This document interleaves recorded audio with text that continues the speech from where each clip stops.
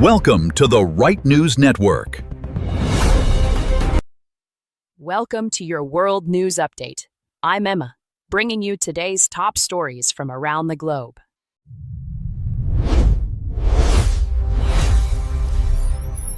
A ceasefire that isn't holding. Israel and Hezbollah agreed to dial back fighting yesterday, but tonight, Israeli forces are advancing deeper into Lebanon than they have in decades. Our Middle East correspondent Layla Nazari is tracking the collapse of the diplomatic effort. Layla, what's happening on the ground right now? Yeah, Emma, this is the disconnect nobody saw coming.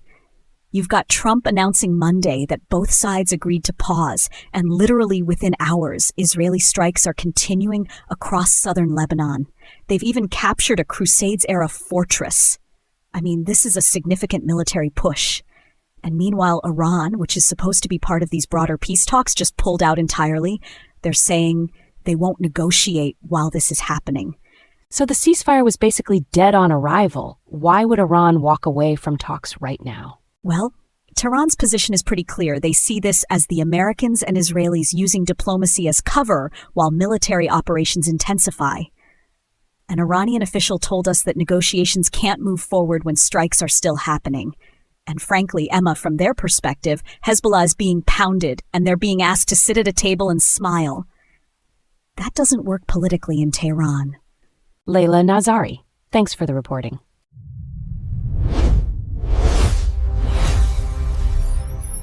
Russia just unleashed one of its biggest air attacks in weeks.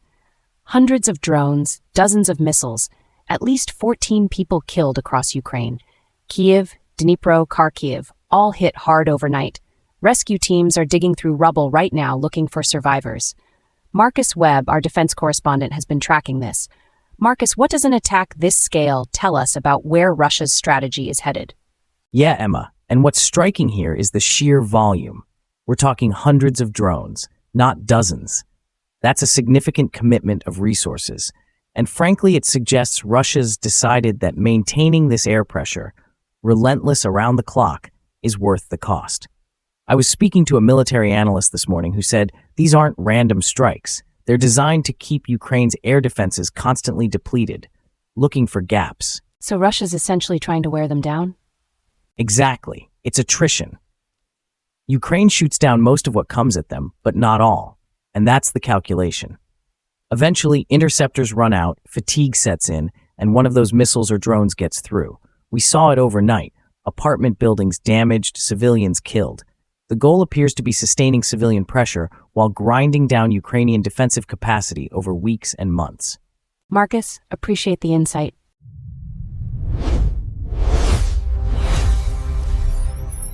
Continuing on world affairs, Trump's playing both sides of a dangerous fence tonight. He's pushing Israel to stop bombing Lebanon while telling Iran he doesn't really care if negotiations fail. And Layla is back with us? Which relationship is actually fracturing here? Yeah, Emma, and frankly, it's both. What I'm hearing from sources is that Netanyahu feels ambushed by Trump's public criticism. The calls him crazy. Language was supposed to stay private. But here's what's really significant. Trump's messaging to Iran is sending the opposite signal. By saying he couldn't care less about talks, he's basically told Tehran the U.S. isn't serious about a deal. That's a major credibility problem. So Trump's trying to manage Netanyahu with a stick and Iran with indifference. Does that actually work? Not historically. What's happening on the ground right now, and I was speaking to a senior official this morning, is that both sides are testing whether Trump's threats are real or theater. Netanyahu's already signaling he might resume operations if the ceasefire breaks. Meanwhile, Iran's escalating rhetoric because they sense weakness in the American position.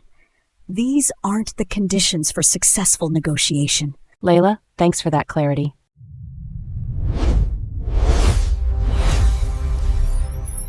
Russia just unleashed another devastating assault on Ukraine.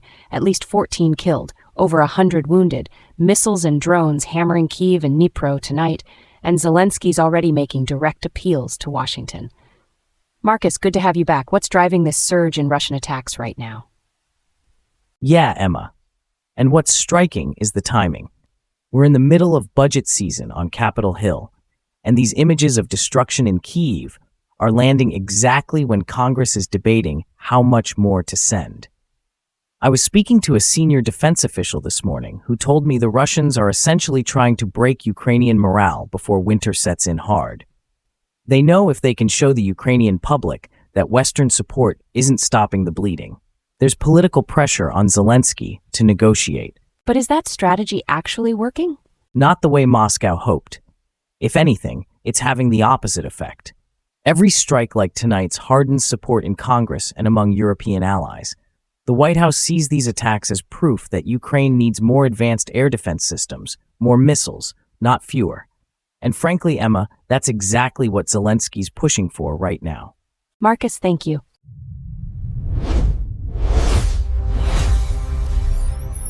Still on world affairs, Secretary of State Marco Rubio heads to Capitol Hill today for his first testimony since this Iran war started. He's going to face some tough questions about whether the Trump team actually has a diplomatic strategy here or whether they're just doubling down on conflict. Sophia, finance editor. So, Sophia, what's the real economic pressure on Rubio heading into these hearings? Yeah, Emma, and this is where it gets interesting. Energy prices haven't spiked the way markets feared, but that's not because the situation's stable. It's because global oil reserves are masking what could become a serious problem. I was speaking to an energy analyst this morning who told me we're maybe 3 months away from real supply chain disruption if the Persian Gulf conflict escalates further. The administration knows that. Congress knows that. So Rubio walks in there with markets already pricing in uncertainty. Are markets expecting him to actually deliver something, or are they just bracing for more of the same? Look, what I'm hearing from traders is skepticism. They don't expect a breakthrough. But what they're watching for, and frankly, Emma, this surprised me, is whether Rubio signals any willingness to re-engage internationally. Right now, the calculus is that this conflict drags on, oil volatility stays elevated, and financial markets stay in this holding pattern. That costs real money. Sophia, thank you.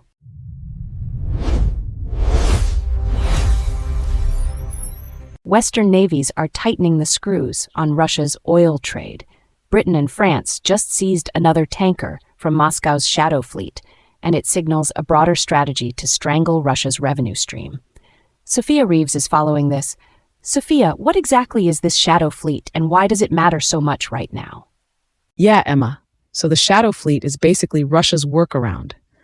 After Western sanctions made it nearly impossible to sell oil through normal channels, Moscow assembled this fleet of older, loosely registered tankers. They operate in the shadows, minimal oversight, opaque ownership structures, and they're shipping Russian crude to buyers in Asia and the Middle East who will pay premium prices. What's significant is the scale. We're talking hundreds of these vessels generating billions in revenue for Moscow. That money funds the war in Ukraine. So if they're seizing tankers, why hasn't this strategy crushed Russia's oil trade already? Because enforcement is scattered, frankly. You've got naval patrols in certain corridors, the Persian Gulf, parts of the Mediterranean, but the shadow fleet is enormous and mobile. For every tanker Britain and France seize, 20 others slip through. The real story here isn't just this one interception. It's that Western nations are coordinating more tightly now. Intelligence sharing's improving. Naval operations are becoming joint efforts. That's the pressure point that'll actually matter over time. Sophia, thanks for that.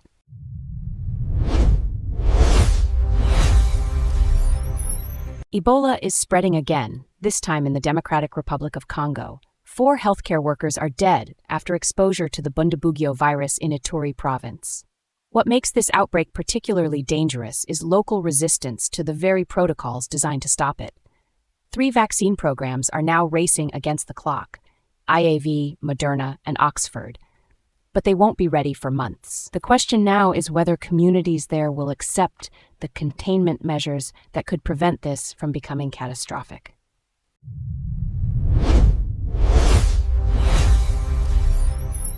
Still on world, the Trump administration just walked away from a fund meant to compensate victims of government weaponization. $1.8 billion. Court order came down, Republican pushback got loud, and now it's essentially dead. Our technology correspondent Alex Park is tracking the broader implications here. Alex, Why'd this blow up so fast? Yeah, Emma. And what's striking here is how quickly this went from policy to political liability. The Justice Department designed this fund to address what they called weaponization of government agencies. But the moment details started circulating, who'd actually get the money, how much, through what process, critics started asking whether this was just a way to compensate Trump's political allies with public funds. I was speaking to a senior Capitol Hill staffer this morning who said Republicans got spooked. They didn't want their fingerprints on something that looked like favoritism. But the Justice Department fought the court order, right? Why back down now? That's the thing, Emma. They said they strongly disagree with the ruling. But fighting it in court would have meant months of litigation, depositions, discovery battles. All of that keeps the story alive. The White House calculated it's cheaper, politically and otherwise, to just walk away. They've got other priorities, and this fund became a distraction they couldn't afford. Alex Park, thanks for breaking that down.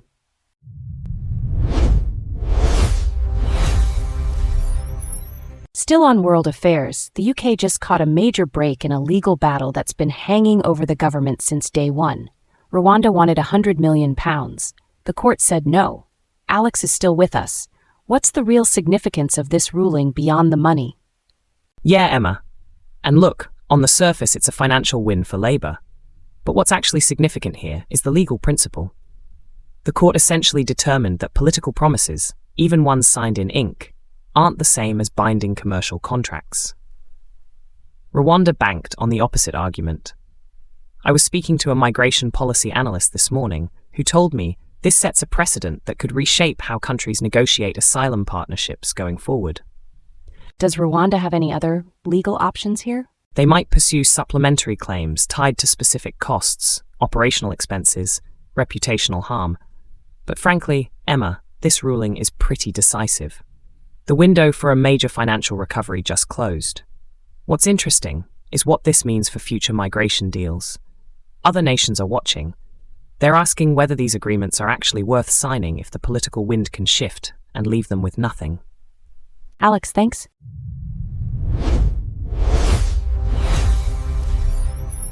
Tech giant Alphabet is writing a check for $80 billion, and it's not even close to finished yet.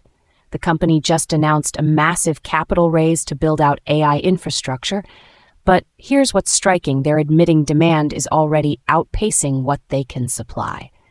Our Asia correspondent James Chen has been tracking the money flows across the tech sector. James, what's driving this kind of spending? Yeah, Emma. Look, this is the fundamental constraint in AI right now. Alphabet's telling us their AI solutions are so in demand that they literally can't build servers fast enough to meet it. That's not a marketing line. That's a capacity crisis. And frankly, $80 billion sounds enormous until you realize their competitors are spending at the same scale. This becomes a race where the company that can deploy the most compute wins. So why is Berkshire Hathaway jumping in with $10 billion? Because Warren Buffett doesn't make $10 billion bets on sentiment. What I'm hearing from sources in the investment community is that Berkshire's participation signals confidence that these returns are real, not hypothetical. When you've got one of the world's most disciplined investors anchoring part of your funding round, that's a statement about fundamentals, not hype. This sets a new bar for the entire industry, doesn't it? It absolutely does. We're going to see Microsoft, Meta, Amazon all making comparable announcements. The companies that can't keep pace with this spending level risk getting locked out of the AI opportunity entirely. It's a capital intensity that reshapes competitive dynamics for years. James, thanks for the breakdown.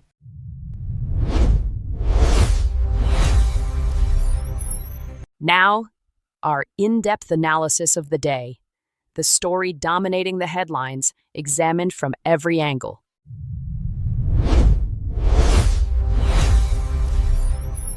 The Middle East is once again lurching toward the edge, and this time the stakes could not be higher. Israel has pushed deeper into Lebanon than at any point in 25 years, seizing a Crusades-era fortress, striking Beirut's southern suburbs, while Hezbollah fires rockets into Haifa. President Trump says it's just a glitch, announces a ceasefire, tells everyone to relax, and then the strikes keep coming. Iran has now suspended peace talks entirely, and the UN Security Council is doing what it always does, holding meetings and achieving nothing. Joining me now are Layla Nazari, our Middle East analyst, and Marcus Webb, our defense and security analyst. Layla, let me start with you. Is Trump's Iran deal fantasy collapsing in real time right in front of us? Thanks, Emma. Look, I wouldn't say collapsing, but it is absolutely being stress tested in the most brutal way possible. Here's what's really going on. Trump wants a nuclear deal with Iran that he can put on the wall next to the Abraham Accords. He genuinely believes he can negotiate his way out of a conflict that has been building for decades.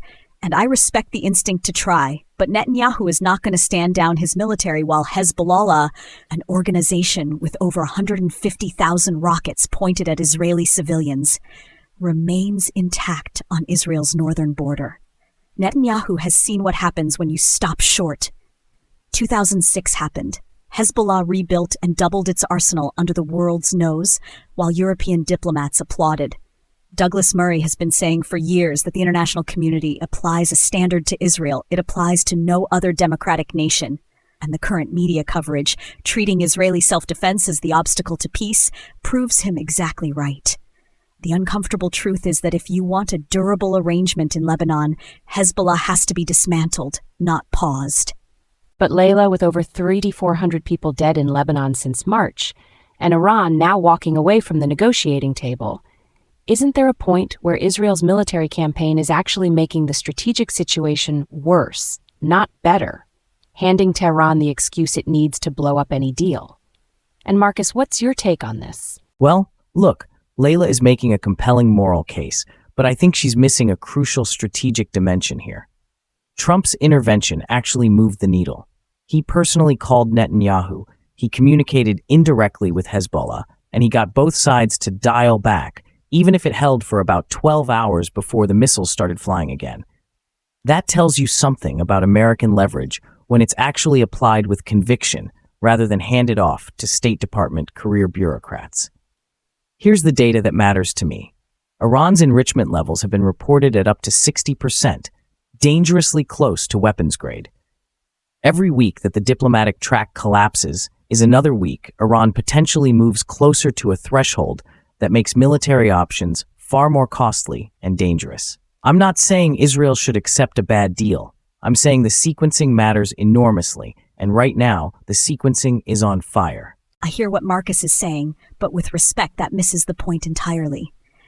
You cannot negotiate durable security arrangements with Iran while Iran's proxy army is actively firing rockets into Israeli cities. That's not sequencing. That's capitulation dressed up as strategy. Iran suspended the talks. Iran, the regime that funds Hezbollah, the regime that has consistently used diplomatic processes as cover to advance its nuclear program, is now claiming moral injury because Israel is hitting back. Come on. Short, punchy truth. Iran doesn't want a deal that disarms Hezbollah. Iran wants a deal that freezes Israel in place while Hezbollah reloads. Netanyahu understands that. Trump, to his credit, seems to understand that too on some level, which is why he called it a glitch rather than a crisis. The question is whether his team around him has the spine to back Israel's military objectives rather than trading them away for a photo opportunity. Here's what I want to know, because this is the question that keeps every defense analyst up at night. Iran has now threatened to open new fronts. The UN is useless. We've established that. We've got Israeli forces at their deepest penetration into Lebanon in 40 years. Marcus, where do you see this going in the next 30 to 60 days, and is there a version of this that doesn't end badly? The way I see this playing out, there are really only two viable exits. Either Trump closes a framework agreement with Iran in the next 2 to 3 weeks, which he has said is possible, and which I think is genuinely achievable if both sides calculate the economic pain of continued conflict, or this escalates into a regional flashpoint that draws in U.S. forces in the Persian Gulf, whether Washington wants it or not. Iran's threat to open new fronts is not a bluff. They have proxies in Yemen, in Iraq, in Syria. The risk here is a multi-front scenario that makes the current Lebanon situation look like a warm-up act. Trump's sit back and relax line is politically clever. It projects calm. But behind closed doors, I'd be very surprised if the White House isn't running through some very uncomfortable contingency planning right now. Here's what concerns me most. And this is the scenario I don't think is getting enough attention. What if there is a deal, but it's a bad one? What if Trump, desperate for a legacy win, pressures Israel into accepting a ceasefire that leaves Hezbollah structurally intact, garners some vague Iranian commitments on nuclear enrichment that are impossible to verify, and gets announced with a Rose Garden ceremony? That would be catastrophic. Not immediately. Immediately it would look like a triumph. But 18 months from now, Hezbollah rearms, Iran continues enrichment, and we're back here having this exact conversation except with worse starting conditions. History tells us, and I mean 2006, I mean 2015 with the JCPOA, that Iran is extraordinarily patient and extraordinarily disciplined at exploiting the gap between what agreements say and what they actually achieve on the ground. The trajectory here concerns me deeply. Layla, Marcus, remarkable and genuinely chilling analysis from both of you tonight. One thing is absolutely certain.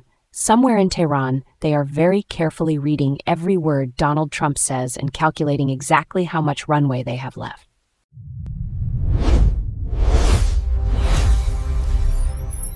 Russia has just unleashed one of its most devastating overnight attacks of the entire war. Hundreds of drones, dozens of missiles, at least 14 civilians dead, over 100 wounded, and people still trapped under rubble in Kyiv, Dnipro, and Kharkiv as we speak. What makes this attack even more damning is that President Zelensky publicly warned it was coming days ago, and it happened anyway. The question tonight isn't just about Russia's brutality, it's about whether the West's response to that brutality has been anywhere near sufficient to stop it. Joining me now are Elena Vasquez, our Europe and EU analyst, and Alex Park, our technology and science analyst. Elena, let me start with you. After 3 years of these attacks, after every condemnation and every carefully calibrated weapons package, is the Western response to Russia simply not working? Thanks, Emma. And I'll be blunt. No, it hasn't been working. And the reason it hasn't been working is that Western leaders have spent 3 years treating Ukrainian survival as a negotiating chip rather than a strategic imperative. What happened last night is not a surprise. It's the predictable result of half measures. When you tell an aggressor exactly what weapons you won't provide, exactly which targets are off limits, exactly how far Ukraine cannot strike, you're not de-escalating. You're handing Putin a tactical manual. Douglas Murray has made this point repeatedly, and he's absolutely right. The West's pattern of delayed deliveries and perpetual hesitation has not shortened this war. It has prolonged it and made it bloodier. Olaf Scholz spent years agonizing over Taurus missiles while Ukrainian cities burned. Macron talks about European strategic autonomy and then underwhelms on delivery. And the result is 14 dead civilians this Tuesday morning, with rescuers still pulling bodies from rubble. The hard truth is that if Ukraine had been given everything it needed in February 2022, we might not be having this conversation. But Elena, some would argue, and this is the counterpoint you'll hear from Washington and Berlin, that more weapons, fewer restrictions, deeper strikes into Russia, that's not de-escalation. That's a path to direct NATO-Russia confrontation. Isn't there a legitimate argument that the West has actually prevented escalation to something far worse? And Alex, what's your take on this? Well, look, I think Elena's instinct is correct, but her conclusion skips over some genuinely difficult variables. Here's what I think gets missed in this conversation. The West's hesitation isn't purely spinelessness, it's also a rational calculation about escalation risk from a nuclear-armed state. That calculation may be wrong. I actually think it has been wrong, but you can't just dismiss it. What concerns me from a data and strategic standpoint is this. Russia's defense budget is now running at approximately 40% of total federal expenditure. That is a full wartime economy. Meanwhile, Germany only crossed the NATO 2% GDP threshold in 2024, 30 years after the Cold War ended. The structural problem here isn't just this week's attack. It's that Europe built its security architecture on the assumption that peace was self-sustaining. And the bill for that assumption is being paid right now in Ukrainian apartment buildings. I'd also push back slightly on the framing that more weapons automatically equals faster resolution. Because the foreign affairs analysis suggesting a ceasefire is now realistic, reflects something real about where the battlefield has stabilized. I hear what Alex is saying, but with respect, The nuclear escalation argument has been used to justify every delay, every restriction, every half measure for 3 years, and Russia hasn't escalated to nuclear use. Not once. Putin uses that threat precisely because the West keeps flinching at it. That's not strategic caution. That's being played. Look, 14 people died last night, in their homes, after Zelensky warned this was coming. If that doesn't cut through the diplomatic hedging, what does? The ceasefire conversation makes me genuinely nervous because what Foreign Affairs is describing as Ukraine turning the tide looks a lot more like managed surrender to me. A frozen conflict where Russia keeps what it took is not a ceasefire. It's a pause before the next war. Here's what I want to know, because this is the question that keeps coming up in diplomatic circles and in conservative foreign policy analysis. Is a ceasefire along current lines actually the worst outcome, or is continued fighting at this scale even worse? Where do you see this going, Alex, in terms of realistic trajectories over the next year? The way I see this playing out, there are really 3 forks in the road. The most probable near-term scenario, especially given the Trump administration's deal-focused approach to foreign policy, is a negotiated ceasefire along something close to current front lines. Foreign Affairs has explicitly called this realistic. The risk isn't that a ceasefire happens. The risk is that it happens on terms that reward Russian aggression and signal to Beijing and others that revisionism works if you're patient and brutal enough. The second trajectory is continued escalation, not by Western design, but by events on the ground outpacing diplomatic timelines. The American conservatives' framing of linked escalation between Ukraine and Iran is worth taking seriously. Washington managing 2 deteriorating crises simultaneously creates real coherence risks. And the third trajectory, the one I'd argue is strategically sounder, is sustained Ukrainian military capability that makes any Russian-held territory permanently costly, which actually strengthens ceasefire negotiating leverage rather than undermining it. Here's what concerns me most, and I think this is the scenario that doesn't get enough attention. A ceasefire that freezes this conflict becomes the Korean model. A divided country, a permanent Russian military presence on European soil, and a clock ticking until Putin decides the moment is right to restart it. What history tells us about frozen conflicts is that they don't stay frozen forever. They stay frozen until the aggressor recalculates.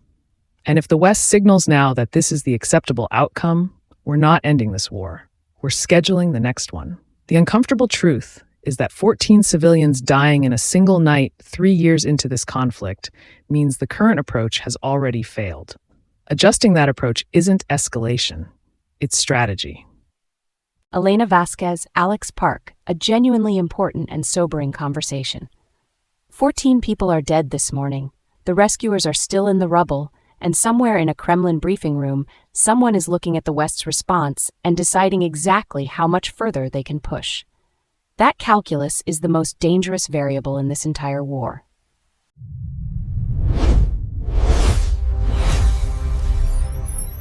That's all for this update. Stay informed and stay connected. I'm Emma. We'll be back shortly.